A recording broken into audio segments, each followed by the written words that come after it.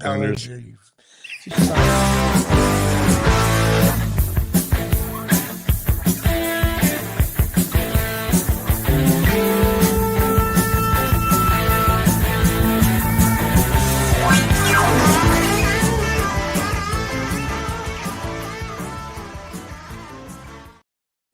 Well, good afternoon, everybody, and welcome to another fine edition of the Jimmy Palumbo Show. That's right. This is show number 251. I can't believe we've been doing this 251 times. But behind the glass, your friend and mine, producer extraordinaire, your friend and mine, Mr. Dave Sturcio. Dave, and how are we this afternoon? It's been an interesting week, to say the least, and it's only Tuesday, so that makes it worse. So. Rumor has it your wife is on the 10-day disabled list for traveling to Italy, and you were quickly inserted, aka like Shador, into the starting lineup of taking care of your children. I've been a dad for 6 years now, so you figured that's plenty of reps to make sure that everything isn't possible.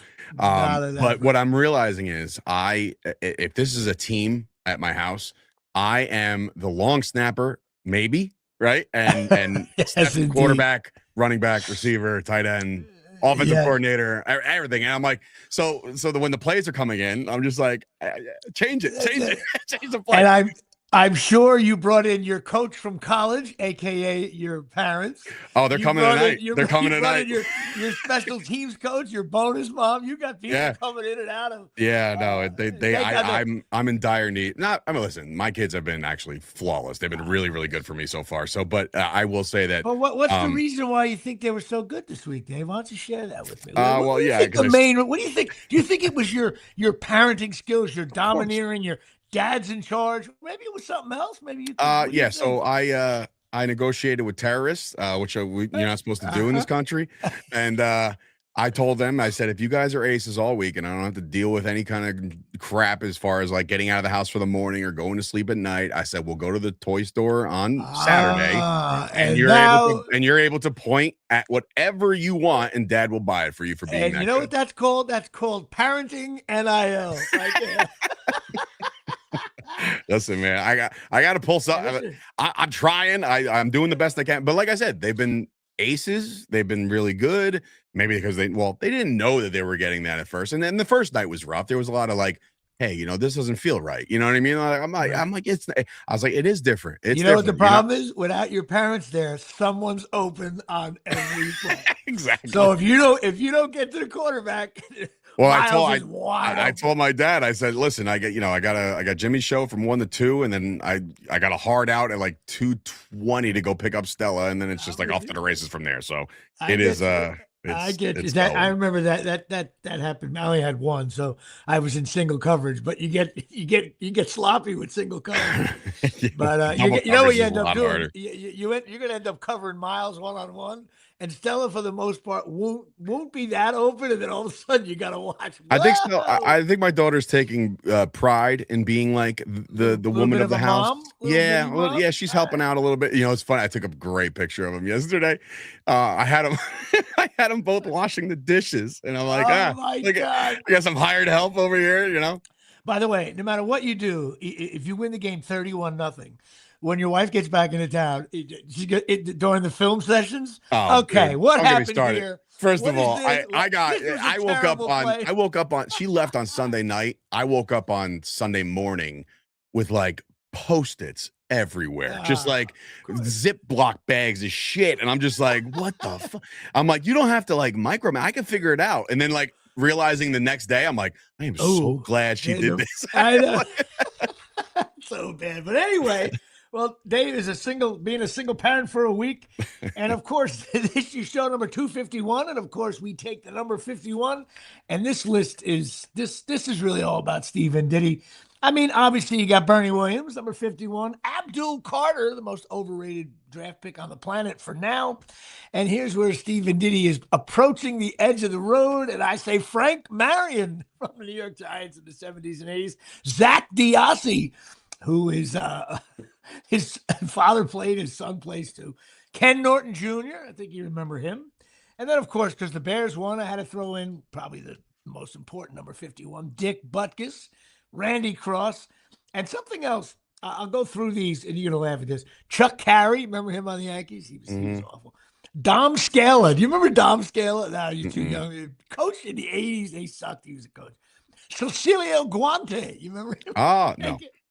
And then you got, of course, Ichiro and Willie McGee. And look, but here's the guy. How soon you forget one guy that I mentioned last week as we were going off the air. 51. Who? He played center for the Ford's Bearcats Mighty Might division. That's right. That would be Dave Sturchio's number. I forgot that already. And I chose it. I chose it because of Ken Norton Jr. So okay, well, that's wonderful. I couldn't stand him either. Because he played for the Niners and the Cowboys, two teams I hated back then. But you know, we're forgetting, and I'm sure you remember this guy, but I think it's incredible, and I don't think it's been done since. And God rest his soul, he passed away at a young age. But Sam Mills, yes, linebacker, yes, dude, he played at Montclair State College at the time. Do you realize not many NFL players come from a school like Montclair? He was actually in the building when my sister was there, and my cousin Michael. And he was he was short. He had everything you're not supposed to make the NFL. Too small, too this, too that. Right. I think he played for 6 years, maybe a little longer. And of course, he got cancer and stuff like that. He passed away. But Sam Mills, New Jersey, Montclair State, played in the NFL for about 6 years. Awesome. Jersey boy. So that's number 51. But of course, moving on to our fine baseball card segment, which is exciting. This guy, I can't believe this is embarrassing on my part because I did not know who this guy was. I think you are because you're a little bit more in tune. Your friend and mine, Mr.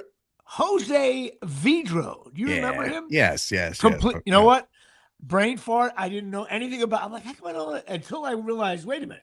This guy played second base, played 12 years, batted .298, 128 home runs, 1,500 hits. That's a lot of hits. From Puerto Rico. He played on Montreal, Washington, and Seattle. So he was the biggest veteran on Montreal when they switched to Washington, and then Seattle. In 2000, I guess I was in LA running around. Yankees were good. I don't know.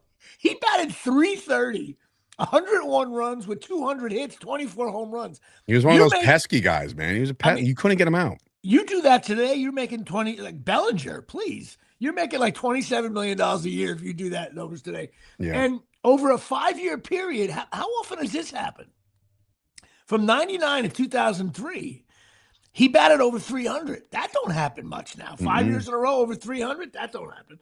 Maybe they say because the relief pitching is better now. But he was traded to the Nats, then traded to Nats from Seattle. He made like $7 million a year.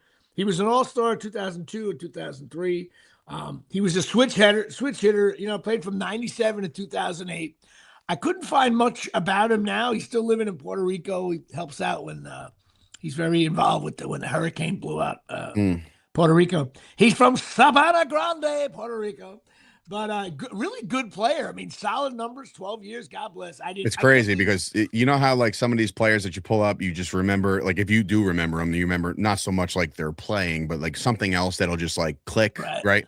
For Jose Vidro, I hear Bob Shepard introducing him as a visiting team. Jose Vidro. Yes, and that's what I know. I'm like, these guys played the Yankees a million times. Yeah, under the guy it was Ippolito Pena. There's the guys are. He was always good at the Spanish ones because he didn't do the proper Spanish. What you're supposed to do, like the newscasters, they do that. He just did the way Bob Shepard announces a player. That's the way his name should be. It's like God telling you, Ippolito. Anyway, I totally get that. I always used to. Well, I always liked your you and Artie's and Taylor thing because no matter who made the tackle on the Giants, like Taylor was there too. So Taylor. When I was signed by William Morris, who at the time was like one of the big agencies around, there was a guy, Phil Pepe's son, Jim Pepe, was an agent there.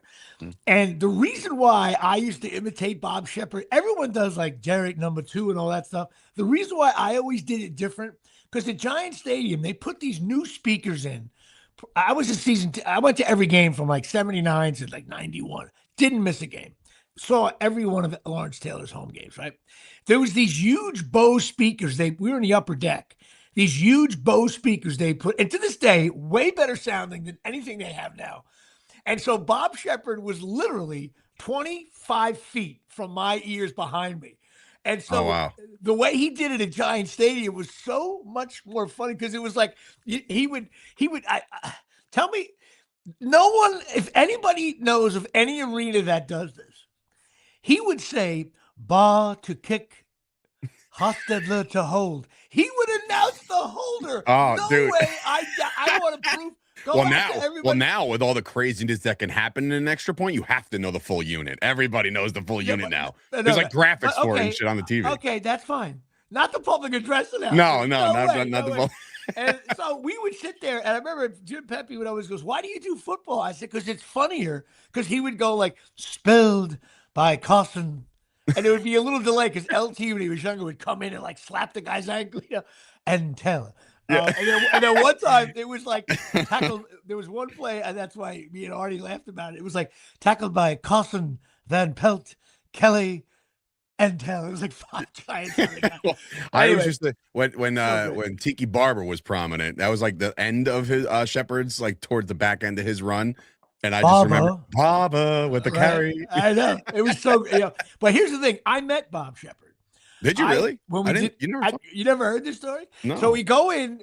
I was doing live on tape with NBC, and Mike Stafford, who was the producer, got us in at Yankee Stadium. He says, "Jimmy, I think I can get you in and Bob Shepard." I was like, dude, I gotta like mentally. This is like he was much bigger in my mind than Jeter or Burt. Yeah. He was. Bob. I'm meeting Bob Shepard. This is like St. Peter, God, Bob Shepard, all the same thing. So they let me in. He's in this little room. I swear to God, 4 feet by 8 feet. He had a book. He was reading a novel while the game was going on. I walked in. He put his finger up as if to say 1 minute, and then he leaned over and said, Cecilio Guante, right? He hits the mute button. Hits the mute. You know, like his public address announcers, they only public address. They don't do the plays. Right. He hits the mute button and he starts going like, and you are? And I'm like, "Hi, I'm Jimmy Palumbo." He's like, "I'm Bob." And I'm like, "Oh my God, he's doing Bob Shepard." And now you're realizing that it's not an act as far as his voice is concerned. He's talking like that too. So we talked for a split second. Then he was like, "Now batting." And I was like, "Oh my God." So with that, I didn't know what to do. So I told him, I said, "Well, I'm working on this show on NBC." And I go, I was like, "Hey, I imitate you all the time." And he's like, "Many do." I was like, "Oh my God, you're telling me that's no big deal." And then I said, I started to talk to him as Bob Shepard. Oh my God. Like, "I'm here to talk and watch the game." And he looked at me with this voice like, I don't know if you sound it's like almost like I don't sound like that. But here's the weird thing. He was reading a book. That's how, and I had heard this. He was a great guy. He supposedly he didn't he wasn't like, he was a Yankee fan, of course, but he wasn't like, he was like not connected to the game as much as you think. He had the list of players, and he did tell me how I go over the names for pronunciation. Like he told me that in between pitches, batters. And then I heard he was a lector at a to this day, my biggest regret. You said that, all right, just so everybody knows, you told this story, ready? On episode 1 of the Jimmy Palumbo Show. Okay, there you just go. So everybody's crazy. You want to go back to that? Go back to that, but listen to it now. Listen. But the thing was, could you imagine? Letter of Paul to the Corinthians. That church, wherever he was the lector, all those people are going to heaven. How could you possibly sin if he says like, "Go out and spread the word"? That would have been like Galilee. Like Bob Shepard's telling you to go out, whatever's in that gospel, and Bob Shepard I think Bob Shepard's voice should be AI into like instructions. Like, and you know what? It probably will be, to be honest. You know what I mean? It should be like, you should be able to go like, hey Siri or Alexa, and it should be, "Make sure you clean your room." I mean, it should be like everything. Can you imagine him doing like the hokey pokey or something? Oh like, my God. Put your left foot Put in. Put your left foot. I mean, he should do all instructions Like any kind of everything should be Bob Shepard telling you what to do. I swear. Imagine that be your whatchamacall, your turn-by-turn directions. Oh, it should be GPS. Oh, Make a left turn, then go straight. I mean, it would be like you went too far. Oh my God, it's so great. That's amazing. That's Bob Shepard for you. But anyway, Jose. Now, I guess we're still on the card. 15 minutes in. I know. We're doing the card. All right. Well, listen, Patreon. We're still at 56, but we're not mired because 56 was added last week. Looking for a Byron Hunt at 57. Then Diddy just drove off the road. I got to give a shout out to my nephew Eric Palumbo, who is the parent of my grandniece, Emery June, who turned 1 year old. I can't believe she's won already. She's already starting to call for the ball. She's dribbling up the court. Man, that's quick. And a big shout out to Rich Thomas and Johnny Box here at Shea. And what did I write here? I wrote something here. I can't think of it. That's it. Can't read my own writing. So that's it right there. And of course, right there, of course, Dave and I are continuing in showbiz. ChasingMiracles.com. That's right. I am wearing the patch. I wasn't ready for that one. Go ahead. Keep going. Chasing Miracles for 3. Right there. Go to ChasingMiracles.com. Stem cell patches. You know what? Everybody out there, call up Donna. Not call up. Well, go to the website and order some of these. See how you feel. They also got a couple other really cool things. Go support Tommy and Donna. This stuff. Stamina, energy, muscle strengthening, detox, helps with weight loss. No needles when you pee in the cup, Dave. What happens? Yeah, you pass a steroid test. Of course, when Dave pees in the cup, there's always a little second test out of the guy from South Carolina. Come on. Listen, you know I got a guy peeing for me at this point. Yeah, absolutely.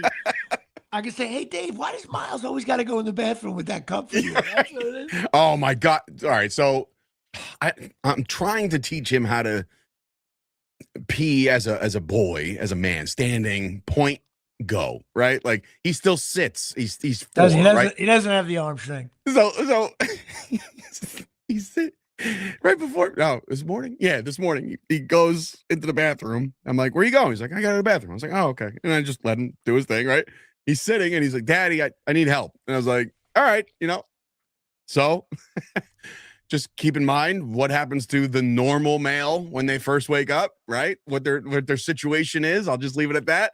And instead of peeing into the bowl, he just shot, just fired it out there. And I was like, kick is up and through it. I was like, oh, okay, all right, don't worry about it, buddy. I'll clean it up. I only had a girl, so we were, it was a different. His flag was flying, and he was shooting. There you go. I love it.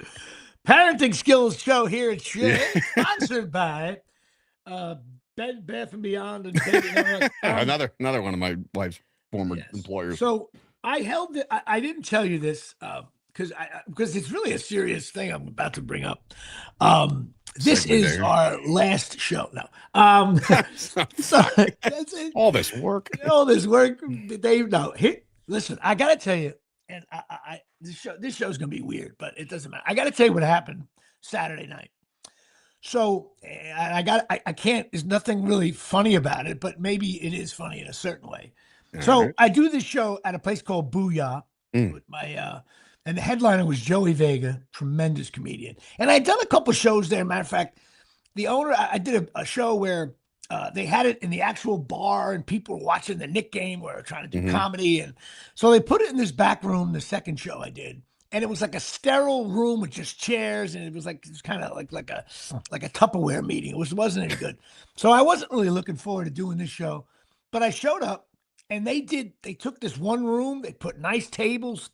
They had a little stage, they had candles. They really did it nice. It was a perfect room for stand-up. It really was. And so they had some kid being the host.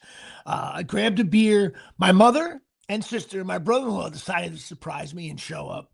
And they were sitting right in the front. There was 4 tables in front. They were like in the 2-3 hole. So they were like to the left of me looking out. And it was 4 other tables straight across and then tables all the way back.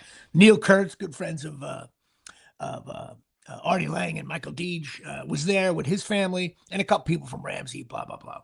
So the kid goes up. He does okay. They introduced me. I go up. And dude, and I don't say this that often. I had it going on. I had a good set, Okay. man. In Solid your set. zone. All I right. was in my zone. The ball, you know what I mean? I was on fire. It was just a good set. I added some jokes about kitchen renovations that I haven't done. And even though that bit didn't go like 100%, I'm like, oh, there's something there. Bitching and moaning about doing a renovation, from my point of view. So I came off the stage. I was like, boom. You know what I mean? I double off the wall. Or booyah. Okay, booyah, right? I was doing really well. I really Mhm. even my mother said afterwards, like, Jimmy, you had a really nice, when your family comes up, usually they go, oh, it's good, and then they get, they're bored to death of my shit by this point. But they were like, no, even my brother-in-law was like, Jimmy, that was a really good set. So I'm backstage, and the hallway was to the right of the stage, and Joey Vega goes on, and it's funny when you're the middle and there's a really good headliner. Now I have middled before, and the headliner didn't quite like match up. In other words, there was fans going, "Hey, put that backup quarterback in there, Jimmy." Joey Vega, though, 72 years old, been doing comedy since 1905. He got behind center. The first pass was a 25-yard strike. You know what I'm talking about? You're like, oh, Mhm. he's just a really good comedian. So he's doing really well. And I'm listening because I like to listen to these guys who are really good consistently. So I'm out in the hallway, the back door to the right, and I peeked in, and there's a little bar back there, and I peeked in. I was listening to him, but then I got called out because I had to get Bobby Gonzo was going to pay me Venmo, so they were asking for my Venmo, blah blah blah. And he's like, Jimmy, great set. Oh, thank you, man. And his daughter, Jimmy, I'm definitely going to use you again, blah blah blah. They got to pay me a little more, but still, God bless America, right? All of a sudden, when I tell you, the room got dead silent. I'm talking about, when I say silent, is if you shut the TV off. Boom. And all I hear is a woman's voice. Help! Help me! My God! My God! Now, I turn around and there's people jump up right where my mother, who's 86, was sitting. Help! Call a doctor! Call it! Screaming. Only one woman's voice. And I couldn't, I ran in there like Lawrence Taylor. I ran in. I thought it was because it was from my angle. It was right where my mother was. I thought maybe she got sick or something. I don't know. I run up and I see that's not my mother. So immediately I'm like, oh my God, oh my God. I look and my sister was like on the aisle. Right next to her in the other table, there's a guy in a chair. Okay. I found out lady was 67 years old. Dude, he's slumped over in the chair, mouth open, Oh shit. pasty, sweating, gone. No. The lady's jumping up. And by the way, dead silence. Mark, Mark, Mark. And is there a nurse here? And they already called 911. Someone said, I called 911. Some lady gets up. I don't know if she's a nurse. My sister got up. She's a gym teacher and she does know CPR and all this stuff. My sister couldn't really find a pulse. The lady's touching his neck. I don't know. I don't know. I can't really feel it. And this guy is pasty, sweating, not, when I say not moving, not moving. So, I realized I got to get my mother away from this because she was only like 5 feet away. And I know coming through that door is going to be Mhm. ambulance. Right? So I go, Mom, we got to go. Of course, my mother was like, oh, is he okay? And I go, Mom, please, did you pay your tab? It doesn't matter. I'll take care of the tab. So I get my mother up and out of harm's way, and my sister and brother-in-law too. All you hear is this woman's voice going, Mark, no, Mark, come back to come back to us, like haunting. She's like, well, the kids are at home, the grandkids. Dude, it was and it was silent because that's all you heard. And then she's like, please, somebody help. The oddest thing is, my sister started to ask around, does anybody have one of those, what do they call them? AEDs, the Yeah, paddle, defibrillator things. Yeah. AFT, maybe? Is that Yeah, whatever that, the shit, like most gyms have it. that's from it's from Basketball. He's like, where are those things that George Clooney uses? Yeah, exactly right, right. right. So my sister's like, and meanwhile, here's the weird thing. My sister's like, well, should we lay him down? Like, no one, how do I word this without sounding shitty? No one did a thing outside of touching his neck. He wasn't slumped over on the table. He was slumped over in the chair as if he was like, he nodded off, but his eyes were open, halfway open. He didn't move a muscle, not even a shoulder. He wasn't going, it was like he was frozen in a freezer. Frozen, nothing. And this is the kicker. And this woman's voice is the only thing you heard for 15 minutes. Jesus. And he turned that white, his lips. I'm like, I'm in the hallway. My mother, of course, had to go to the bathroom. And I'm in the hallway and I'm like, man, he's gone, man. I've seen 3 people, dead in my time. And I'm like, his jaw was open the way a dead person's is. I was like, oh my God. And meanwhile, the headliner, Joey Vega, is just like, I only had like seconds to go in my set. And I just, I didn't know what to do. I just said, good night. I got off. And they got everyone out of the room, mostly. There was maybe 10 people surrounding this guy with no one doing anything. And meanwhile, it's like, where's the first aid squad? And so we're in the hallway and people are just like, oh my God, he's not moving. Like, everyone's saying he's dead. Okay. Right. The cops, there's always cops get there first when the emergency like that. And I hate to bash these people, but I didn't think the cops, I wanted a little fire in the belly. So people, as they were walking in the hallway, they got to stay as calm as possible because people are already frantic. But it's not a stroll though. Oh. Like there was no like, and as they were walking by, people were like, hurry, get in there. And right behind them was the medics. And so people were like, hurry. And I'm saying to myself, I was like, hurry. It's been 12 to 15 minutes. He hasn't moved. This game's over. I mean, that's a long ass time. Just as they literally entered the room, I hear someone say, he's moving. Okay.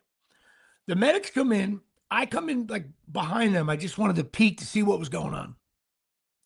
And sure as shit, he kind of woke up. Okay. They put the oxygen on him right away. And all of a sudden his eyes are moving normal. His coloring came back a little bit. And I'm like, what? This is like, and he had use of all his extremities. So it didn't seem like he had a stroke. It didn't seem like he had a heart attack. I don't know. We don't know what it was at that point. And I'm like, oh my God. So I went back. I said, he's moving around. And they're like, and all of a sudden, like nobody was rushing even to get him to a hospital to find out what the fuck that was. And it's almost like the medics weren't buying into everybody. Like I didn't think I wanted to go, he was frozen for 12 minutes. Get him out of here. Get him to, maybe it's because I'm watching that show, The Pit, and I'm a fan of I don't know. All I know is like, this is where the joke, I'm like, a 2-minute offense. Like, let's go. We have no timeouts. This guy was dead 5 minutes ago.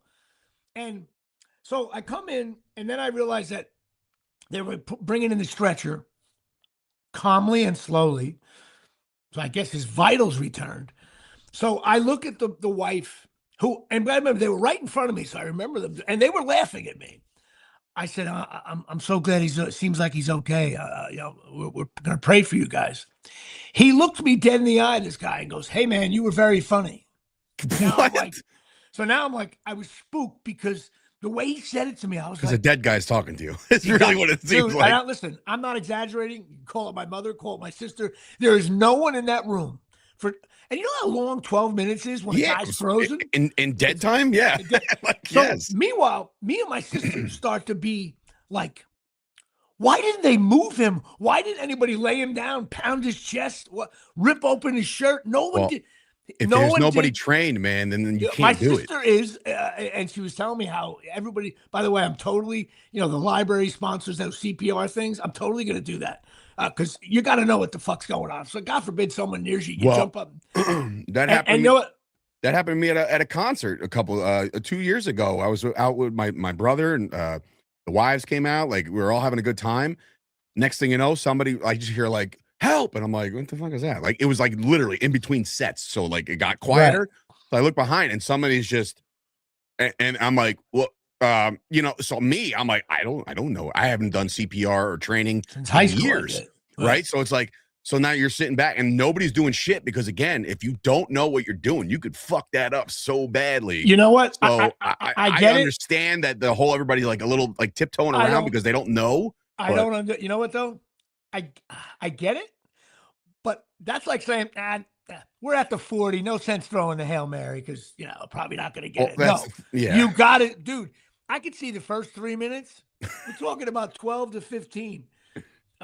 Yeah, it is. So with that, he's the medics are there now and all that stuff, and I'm just like, so then a guy who was at their table comes around, and all he said was, they just got back from Africa, and you have to do post-Africa malaria shots. You have to get after you return. Jesus. And maybe he had a reaction to the malaria shot. And I'm thinking, you're getting shots for fucking malaria and you're in Africa? What the fuck are you going to see Jimmy Palumbo do dick jokes on Route 17 in Mawa? And I was like, so a malaria drug makes you freeze for 15 Well, when you minutes? don't know what the fuck is in these fucking things. So he ended up, then we heard him say, I ain't going to the hospital, I'm fine.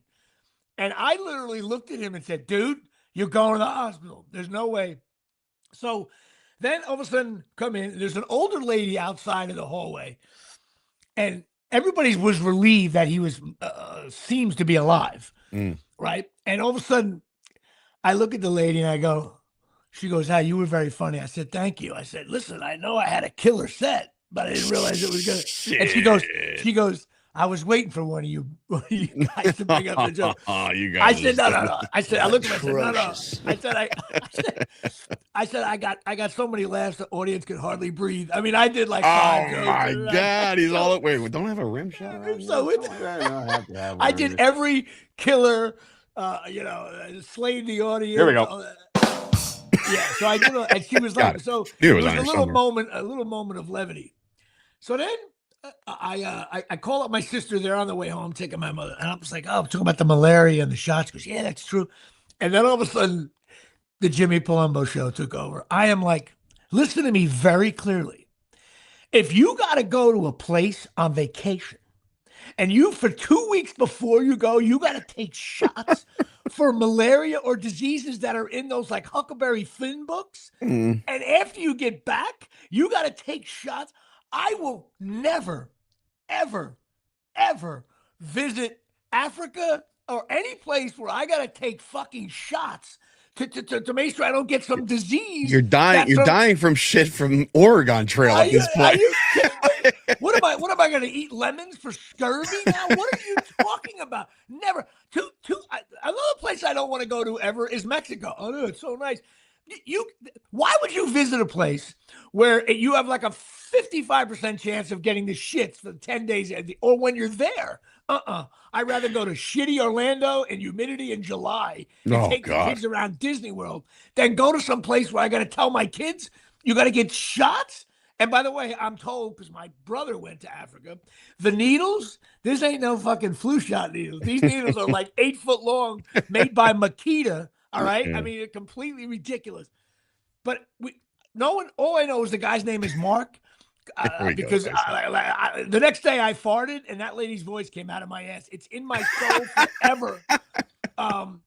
Just absolutely. Dude, there ain't nothing scary to witness that. I witnessed it too, and I was like, dude, it's brutal. I was there for my. Because then you see him getting wheeled out. Well, at least your guy came too. We saw this person get wheeled out motionless. I'm like, I just saw somebody die, but right. I knew a girl I dated was whatchamacallit, she worked like for the event staff or whatever at MetLife, and I was texting her. I was like, hey, can you figure out like if you can get me any kind of report? I just don't want to know that I just saw somebody just heel over and die. Well, sometimes you can't get it. Well, no, it turns out about 45 minutes later, I got a text from her saying like she's good. And I was like, oh, wow. We saw someone die at Giant Stadium. That's where I was, Giant Stadium. When I say die, we were in the upper deck, and some big black guy right even with us to the left.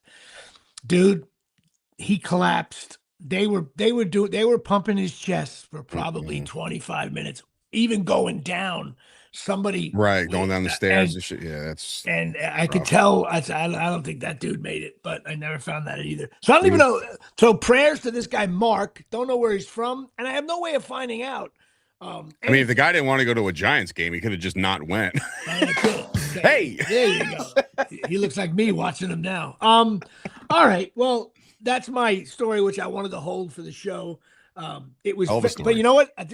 But it stuck with me even now.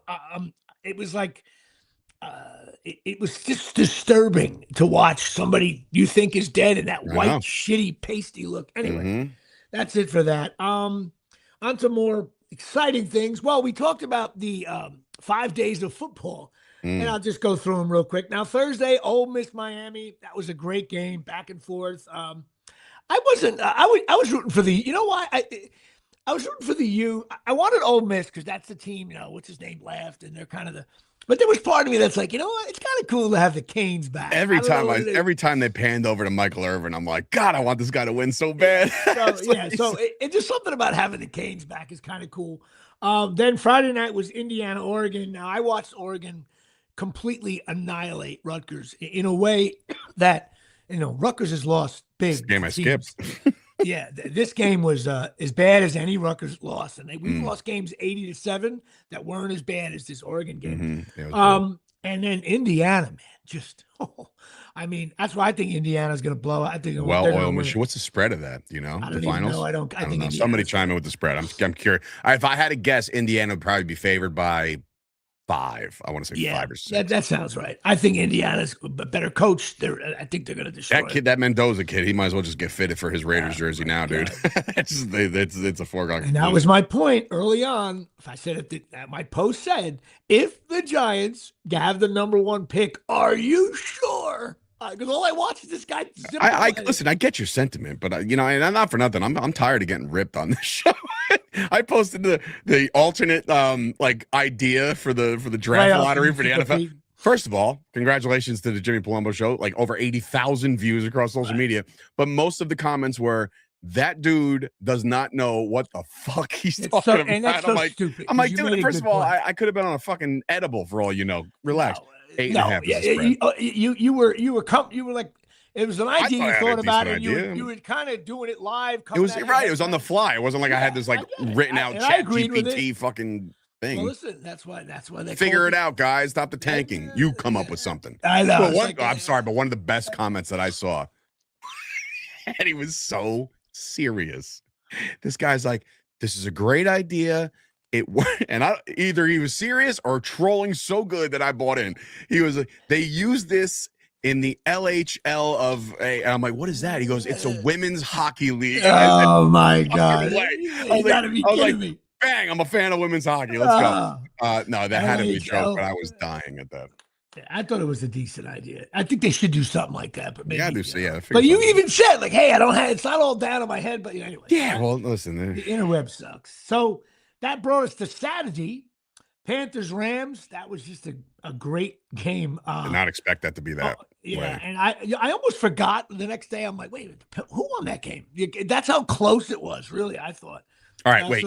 Now check this out. All right, because the next round we'll talk about it. But there's a stat that Keith Ernst dropped on me yesterday, Brett's brother, and I said, no way is this possible. Ready?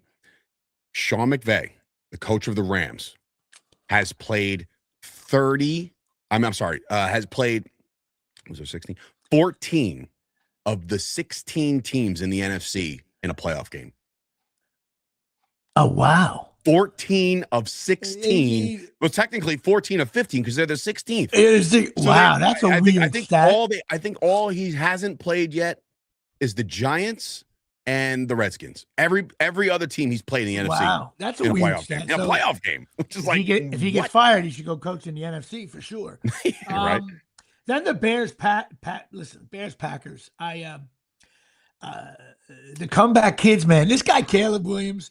I didn't like him in college because he was cocky. But you know what, dude? Dude, you know what though, man? You gotta listen. Here's the thing.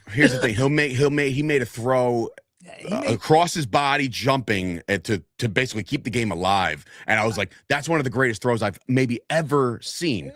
But for every one of those plays for Caleb Williams, he spikes it into the earth and he sucks. And I'm like, I agree. What? But it's weird. But he's just in the fourth quarter. I mean, you can't deny it. I think he's got like 9 wins minutes ago. Anyway, So again, though, just like the Hurricanes, Miami, it's kind of fun. My buddy Bob Sheehan loves the Bears, so I don't So hate the does Bears. um Uh, uh, Tyson. He's a Bears yeah, fan. so it's kind of cool having the Bears back. I like that. And their coach, man, that post Yeah, game, bro. it's First of all, I was told I read a report that the owner of the Bears is like very buttoned up, doesn't even like profanity, right? right. But Ben Johnson at the end of that game was in the locker room. He goes, "Man, fuck the Packers. I fucking hate them." And I was like, "Oh my god, I love it." That's great. So that was just a crazy game. That leads us to Sunday. Yeah, And, I was reading the report, Tyson. Looks like the it's gonna be Bills like Jaguars was 2 just. degrees. I mean, come on now, Allen. Listen, yeah, he got it done. It was another great warrior, game. that Close, dude. yeah. He's just a badass. So that was kind of cool. I root for the Bills because I just want them to get one. They don't have one yet, so yeah. It's crazy. Now, a game that really wasn't that good, but it was good for me. The 49er Eagle game. I'm sorry. You know what? Bang, bang, Niner gang. Listen, this has nothing to do with. I hate the Niners too. I do too, but this has nothing to do with the game and calls and refs and this. You know what my reaction was when the game? I was like, enough. The Giants, in other words, the Giants, it's like they're a beaten dog, and I still got to watch Barkley. Like, enough with this Eagles. And I'm like, no, the Redskins suck, the Giants suck. And I want the Eagles to suck for one game, and they did. And they did. Because they couldn't, they just can't score enough. And the game was still closer than it should have been, but enough. I don't hate Barkley. I just hate the fact that a player that we had that was very good is doing really well on another team over like contract. Who the hell knows why he left? I literally, dude, this loss couldn't have happened to a better fan base than the Philadelphia Eagle fan base. And on top of that, I can't tell you how much I can't stand AJ Brown, and that dude drops so many big balls, and then he has the nerve to go and almost fight the most punchable face in the NFL, Nick Sirianni. It was bliss. I don't know how happy I could have been to see all that transpire. If AJ Brown fights Sirianni, I'm rooting for injuries in that fight. And then you had the game. Look, the Pats Chargers and David Sonkin of Watch 215.tv. Listen to me. The Giant, and I'm me and my family and my brother especially are classic for this. We judge teams by how well they do against, like, if a team plays Rutgers and I say, wow, we stink, but that team's really good, right? The only team, like, I went back and looked at the Giants like season, and they were awful. But I'm like, well, that's weird. About 8 or 9 plays, the Giants could have made the playoffs, literally. And I'm like, that's weird. But the only team that completely demoralized, beat up, smacked in the face, and we had pissed in our cornflakes was the New England Patriots. And I can't stand them. I hate the Boston fan base because they just got us. They got us now. They got us going. And I was like, and then the Pats Charger game, they were just, even though the score wasn't, No, it was you felt. First of all, Justin Herbert, that dude got he got the shit kicked out of him the entire game. And like anybody who's like, nah, the Pats can easily win the Super Bowl. I don't care what anybody says. I think you know what? Not for nothing. After watching what they did the other night, and I'm a big Mike Vrabel guy. I think he's a great coach. So yeah, I mean they're on. I mean Drake May should, in my opinion, the game that Stafford had against the Falcons, where he's throwing all the picks at the end of the year. I thought that was like the layup for Drake May to win MVP, and I still think Drake May should win MVP. To be honest, and if you're a Jet fan, it's got to drive you nuts. The Patriots are back. They're back. Patriots are back. And anyway, that leads us to last night's game. Listen, the Texans defense is just well documented, and Rodgers looked old. And again, I still think Tomlin's great. And here's why I think Tomlin's a great coach.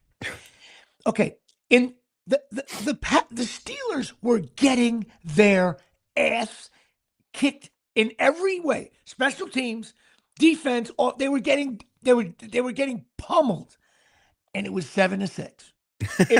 If the Giants were playing the Texans last night, it would have been the same kind of thing. Texans are dominating, and the score would have been 34-8.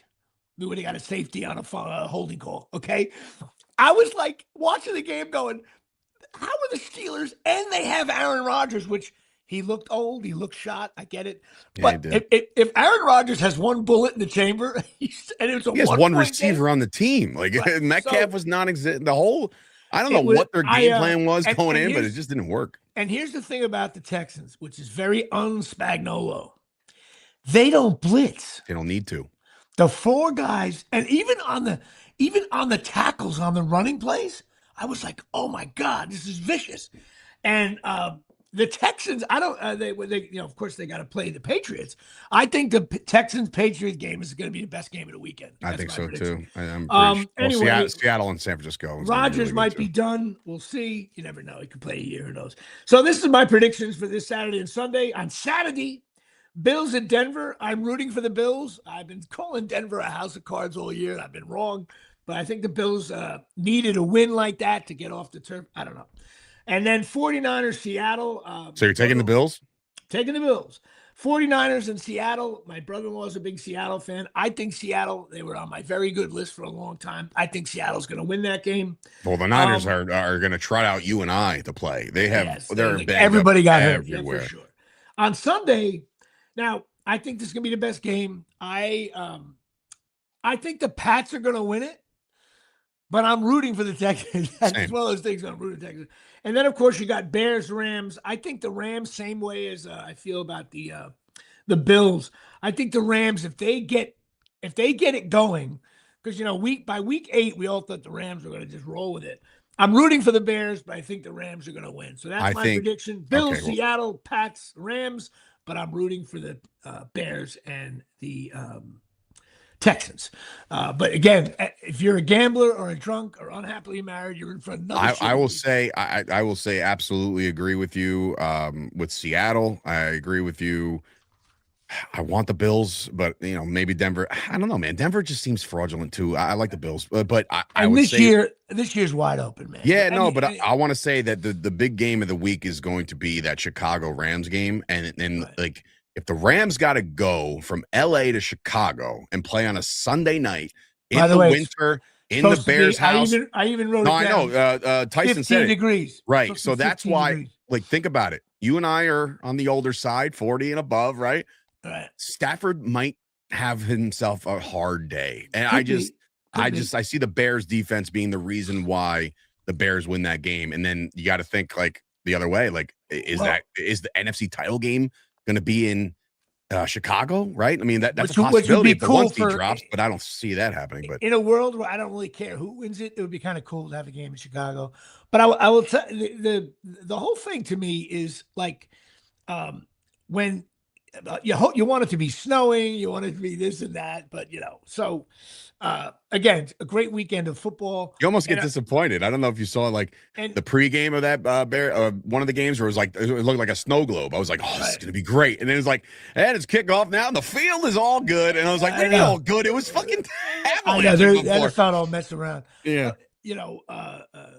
Another thing, if I'm playing against the Bears and I'm up by like 10, start of the fourth quarter. If I'm the head coach, I'm going over to the offensive coordinator and say, dude, like, I'm going to try to go up by 34 because with this guy, Caleb Williams, you can't give him life. Otherwise you're doomed. Anyway, which brings us, I'm sure, as you well know, if you came back from that game, you have filthy carpets. That's right. Yes, we do. And if you do, which mine are, even though I cleaned up the place, got the Christmas shit out of the way. God bless America. Oxy Magic USA, OXY. Magic USA, the best carpet cleaners in the world, according to me and Dave. 3 hours cleaning time, drying, EPA safe, all that stuff. Go to oxymagicusa.com. They also have 0% company financing on new locations. Me and Dave are currently looking for a location to open up our business, podcasting while we clean carpets. Day here. I mean, not for nothing, but that might be like must listen to content. Like, just think about that for like a second. Like, Matt, you know what? I'm gonna try to. Maybe I'm gonna do a video when the guy comes to my house. Maybe we'll try to shoot a video, something funny as hell. Anyway, now Rutgers basketball. I think Rutgers is one of the worst teams. Yeah, they won the other night. Well, you know what? They beat Northwestern. You know what? In overtime. You know what's funny about this team? Northwestern stinks. Okay, they're also probably the second worst team in the Big Ten. But you know what? When you're playing a shitty team and you're a shitty team, Gotta make it happen. Gotta make it happen. So Mhm. the kids play hard. They have no skills, no talent, except for maybe Tariq Francis. And it was nice to see him get a win. The kids were jumping up and down. God bless. I still don't think, there's like 3 or 4 games that they have a shot at left. That's the way I see it. And they play one of the good teams. They're screwed. Now, we got something which you're about to argue with me on this, but I don't care what anybody says. You're New York. Dude, we got to talk about Karl Anthony Towns, okay? He's worth as much money as Bill Gates, all right? He makes $49 million. And welcome to the NBA. All right. Okay. Well, Brunson only makes 24. All right. And also, and our boy Julius Randle only makes 30. And their stats are close, by the way. So this is how you know that if they don't win the championship, Towns is going to be like John Starks 20 years from now.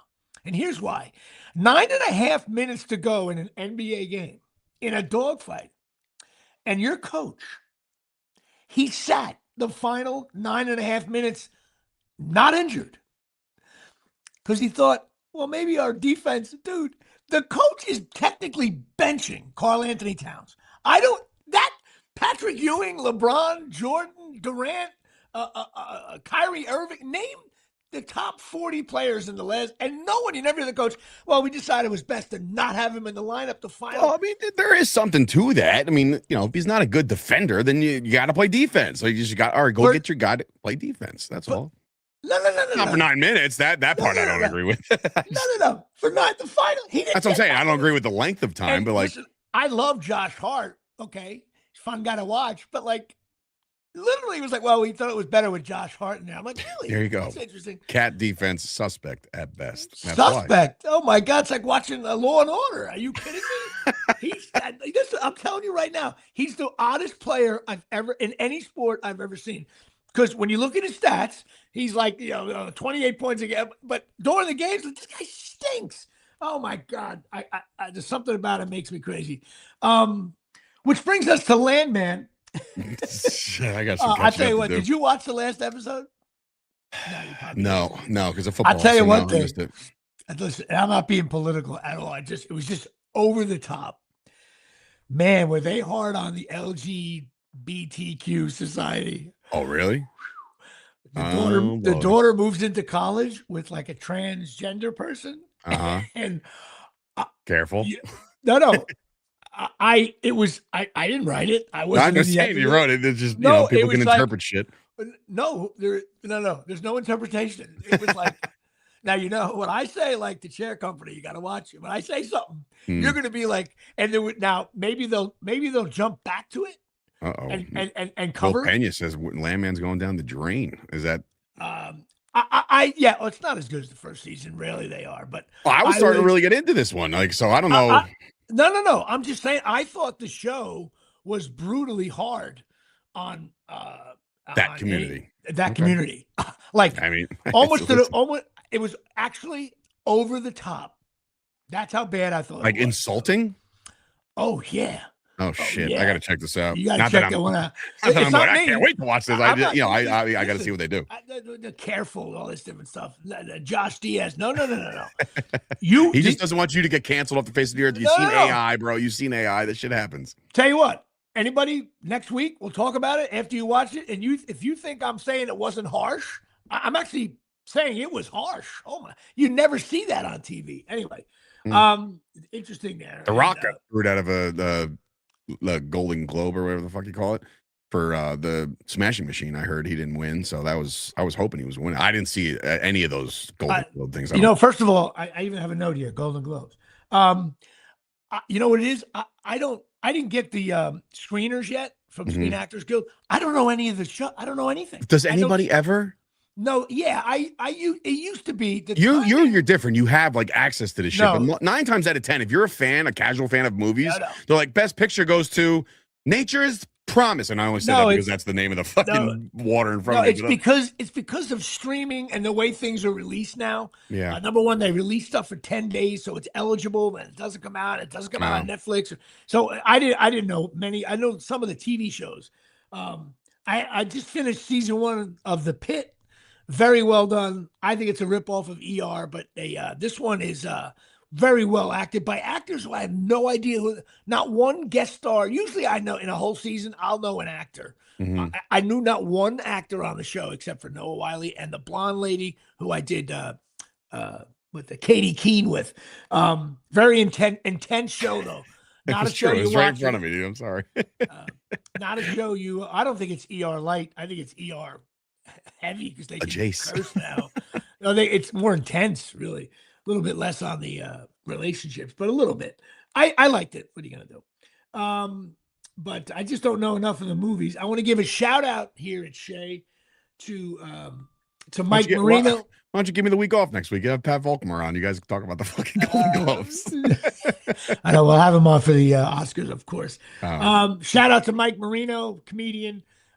He's has some health problems. Mike, we're praying for you and we're thinking about you. We can't wait to get back off the schneid. Can't wait to get another text from you, man, that just says, "Hey, man," and I'm like, "Oh, open it. Come see Mike Marino." It's like the chick thing. I'm like, God, he's the marketing. He is. He's on his A game. Trust me. He's relentless for sure. And he's a really good comedian and a really nice guy. Yeah.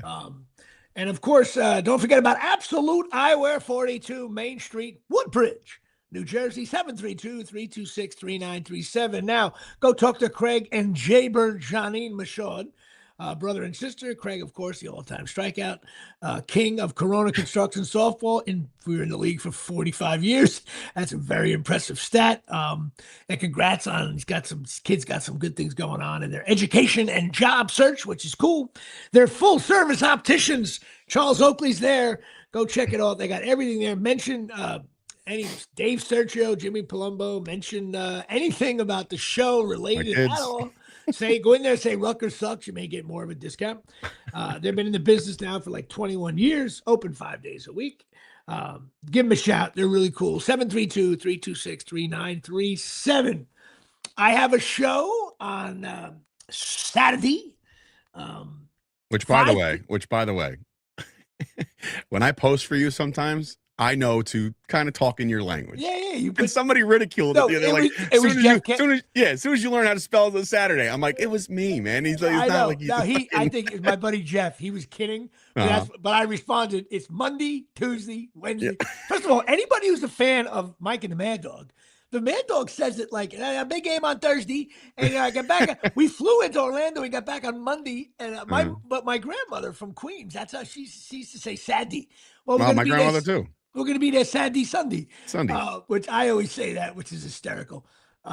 Tyson Hogan saying eyes on the he was trying to chime in on your to chime in there. Good job right there.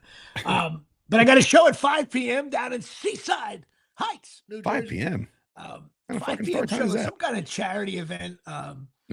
And I think Mr. Will Pena, yes, I'm going to be doing a show soon enough at the Stress Factory. Oh, really? Is that a thing? My boy Vinny Brand over there? You want to shoot him a text? Yeah. You know him? Vinny Brand? Yeah. Yeah. I only know Vinny because of Brett. So I've gotten to know him over the years. Yeah. You know what? Next time Brett does a show around here, have him. I'll be a middle. You want a headline? Headline. You want to open for him or something? Well, I'll be a middle for him. But let me tell you something. He's got to bring it. I know. He always brings it. I tell you what. Tread lightly here. What you got? No, I'm just saying. Put it this way: if I got to play him in the wild card game, all right, Brett, let's go, brother. Hey, I'll pass the information. I tell you right now, that would be one hell of a show. You and him on one show, that would be that's my two worlds colliding right there. Listen, I'm busting balls. Brett's a very good comic. These guys are pros, awesome. Man. Every now and then I'm like Eli Manning. I can make a run and beat Brady in the Super Bowl, but I can also get bounced by the Lions in the first round. But I'm doing a show there. Also, I got to give a shout out to my grandniece, Emery June, of course, 1 year old. I got to give it special. I did it earlier in the Did that show. already. A little happy birthday. Doesn't matter. I want to give a happy birthday. She's 1 year old. She's my little puppy. She's adorable. She's in Austin, Texas, which we hate. New rule: you're not allowed to. Family members are not allowed to move away. That's my new. Until you're says, dead. "Oh, Until you're gone. like the whole thing. Oh, you love them and set them free. No, fuck that. Stay in the cage. I want to be able to see my grandniece. Him and his Maggie, his wife, they just bought her new house. They're almost ready to move in, which is exciting. And I love you guys. And I want to bring my daughter down there. Shout out to my daughter as well, who another possible knee situation, which we're a little nervous about. She has to take some time off from dance. We're going to do therapy again. PT. I don't know what's going on there. Her knees were sore, which I hate to hear. This dance thing, I do love when my daughter dances. I do, but like, yeah, but those girls, man, they practice so goddamn hard and so many times and so many reps. Like your body's just not supposed to do that. And also, she's been doing it since she's 8. That's what I'm saying. Like the years and the reps. Oof. I know there's benefits to being involved with a club sport, just like if your kid wrestles or plays basketball, you learn things. But at this point, I'm kind of like, all right, that'll do it here. Final score, dance 101, Jimmy Palumbo 84. We'll be right back. Since the knee injury, it's been all. It has been all. And then, of course, when the bills come in, it has been all. Oh, you ready for this? So we'll wrap it up. But like I always tend to check the bank account to make sure, things are on the up and up, no fraud, no, just once every 2 days, 3 days, whatever. And I opened up the app the other day and I looked at Steph. I said, did we change something about dance? Like in gymnastics? She goes, no, why? I was like, I don't think it should be this much. And she goes, oh, well, no, they do it once a year. Like I was like, oh, so like when the gym's bang you for another $30 to clean the fucking gym, all of a sudden I got hit with a $310. Who's calling? I'm getting a call from Artie Lang. No shit. I'm going to put him on. Don't put him on. No. Hey, Art. How do I do your podcast to promote the signing? Well, maybe you'll do the podcast next week. When are you doing the signing? All right. Well, listen, I'm actually doing the show right now. I just wanted to grab it. I'll give you a call. Maybe you do the show next week. All right. All right. I'll call you back. Wow. So there's a possibility I was going to bring cameo spot by Artie Lang today here on the show. I was that was not expected. Unexpected. I was going to bring it up. I have my note right there.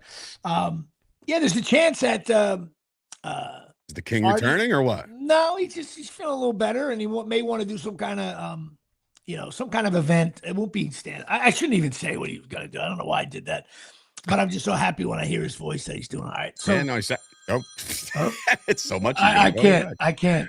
Yeah, it's called ignore. You can do that. I can ignore that one. Yeah, because if he calls again, I guarantee he's like, wait a minute, I was just live on your show. Turn that shit off. And if that's the case, I'll have to edit. I'm wrong. Then I was wrong. That's all right. But it's good to hear his voice. But maybe we might. Anyway, listen. Any chance of Artie making a comeback is always positive awesome, for me. But so anyway, well, listen. I guess that's our show here at Shea. Yeah, I got a daughter to go pick up and a son and gymnastics and this and that. So I got a whole bunch of We will see you next week with a possible very special guest. We shall see. Good night, everybody. Go return that call so you can get all that situated. All right. I'll talk to you. Good night, everybody. Good night.